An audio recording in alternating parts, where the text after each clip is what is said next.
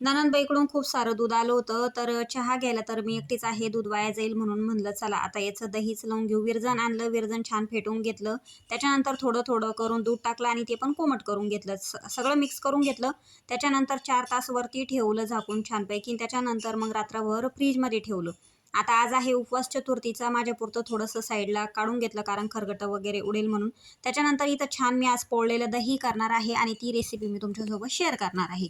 खुडलेला लसूण, खुडलेली मिरची घेतली, कोथिंबीर कट करून घेतली.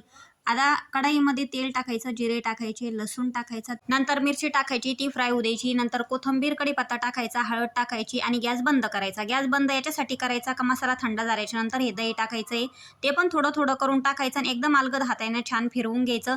एकदम सवान दही होतं, तुम्ही बघू शकता. आता याला म्हणतात पोळलेलं दही. एकदम छान होतं, फुटत नाही, काही नाही.